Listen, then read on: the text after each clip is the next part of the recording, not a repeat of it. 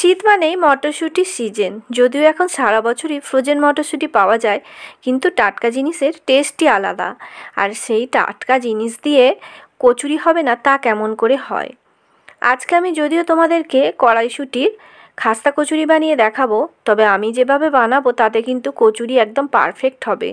তোমরা তার জন্য পুরো ভিডিওটা ফলো করো। হ্যালো ভিউয়ার্স, আমি সুচেতা, আমার কুকিং শোতে তোমাদের সবাইকে স্বাগত। কচুরি বানানোর জন্য আমি 1 বাটি ময়দা নিয়েছি আর 1 টিস্পুনের মতো কাঁচা জোয়ান আমি হাত দিয়ে একটু ক্রাশ করে নিলাম, আর 1/2 টিস্পুন বিট লবণ দিচ্ছি।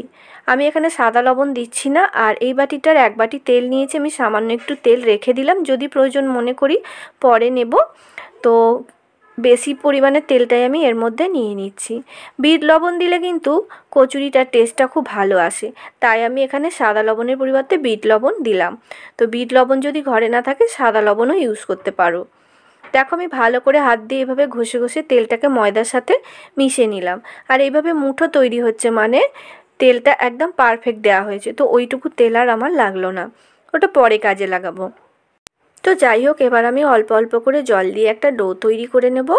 যেহেতু এখানে তেলের পরিমাণটা বেশি ব্যবহার করা হয়েছে, তাই জলটা খুব বেশি লাগবে না। আর ডোটা খুব শক্তও তৈরি হবে না, আর খুব পাতলা বা নরমও তৈরি হবে না, একদম মাঝামাঝি রাখতে হবে। তো এর আগেও আমি কড়াইশুঁটির কচুরি রেসিপি তোমাদের সাথে শেয়ার করেছি। পুর ভরা এবং পুর না ভরা দুটো পদ্ধতিতে শেয়ার করেছি। সেগুলো যদি দেখতে চাও আই বাটনে ক্লিক করে দেখে নিতে পারো। দেখো, ডোটা তৈরি হয়ে গেছে। এবার আমি আধ ঘন্টার জন্য ঢাকা দিয়ে রেস্টে রাখবো। আমি 1 বাটির মতো কড়াইশুঁটি খোসা ছাড়িয়ে নিয়েছি, সেটা মিক্সার জারে দিয়ে দিলাম। আর একটা কাঁচা লঙ্কা দিয়ে আমি পেস্ট বানিয়ে নেব। জল ছাড়াই পেস্ট বানাবো, যতটা শুকনো করে সম্ভব। এবার একটা ফ্রাইং প্যানে 1 টিস্পুন গোটা জিরে, 1 টিস্পুন গোটা ধনে, 1 টিস্পুন গোটা মৌরি আর একটা শুকনো লঙ্কা একসাথে আমি ড্রাই রোস্ট করে নিয়েছি। হালকা গন্ধ বেরোলে নামিয়ে সেটাকে আমি পাউডার বানিয়ে নেব।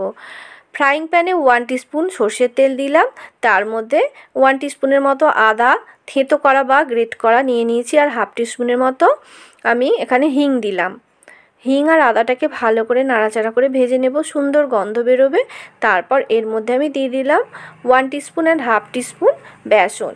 বেসনটাকে এই মশলার সাথে ভালো করে একটু ভেজে নেব, হালকা লাল লাল কালার আসবে তখন পর্যন্ত এইটাকে আমি ড্রাই রোস্ট করতে থাকবো। দেখো, ভাজা হয়ে গেছে কিন্তু।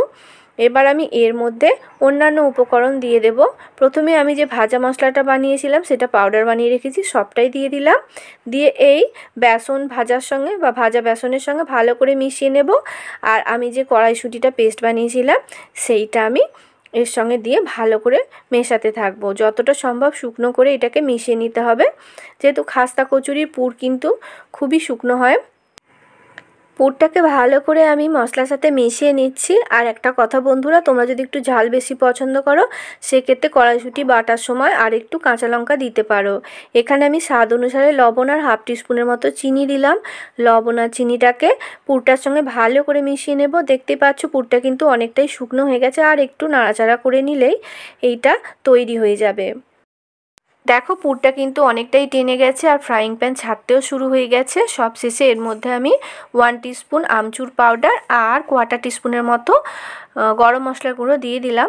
দিয়ে ভালো করে এই পুরটার সঙ্গে মিশিয়ে নিলেই কড়াইশুঁটির খাস্তা কচুরির জন্য পুর একদম রেডি। আর এটাকে আমি নামিয়ে এবার ঠান্ডা করে নেব। ততক্ষণে ময়দাটাও অনেকটা সেট হয়ে গেছে, আমি হাত দিয়ে আরও একটু ভালো করে মেখে নিচ্ছি। এবার এই ময়দা থেকে আমি ছোট ছোট করে লেচি কেটে নেব। লুচির যেমন লেচি হয় তার থেকেও কিন্তু একটু ছোট লেচি করলেও হয়ে যায়।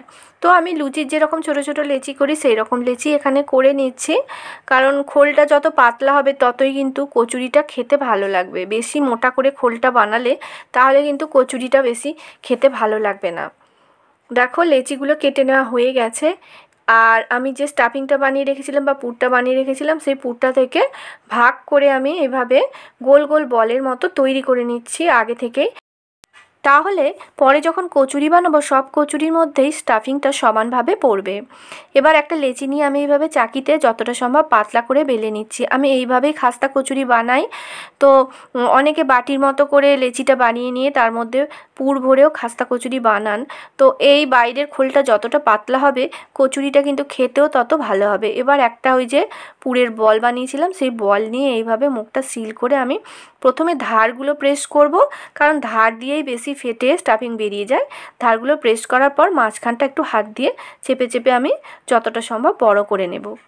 দেখো একটা কচুরি তৈরি হয়ে গেছে, আমি আরও একটা তোমাদেরকে বানিয়ে দেখাচ্ছি।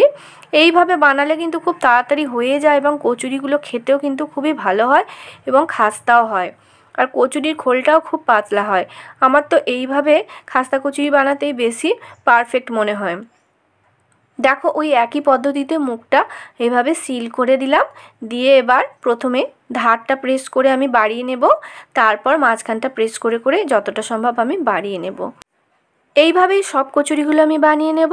ততক্ষণে কড়াইতে আমি রিফাইন অয়েল গরম করতে দিয়েছিলাম, তেলটা ভালো মতো গরম করে গ্যাসের ফ্লেমটা লো করে দিয়েছি। দিয়ে এইভাবে খাস্তা কচুরিগুলো ছেড়ে দিয়ে একটু সময় ধরে লাল লাল করে ভেজে নেব, তাহলে কিন্তু বেশি খাস্তা হবে। প্রথমেই যদি হাই হিটে এগুলোকে ভাজতে যাই তাহলে কিন্তু কচুরিগুলো লাল হয়ে যাবে কিন্তু খাস্তা হবে না।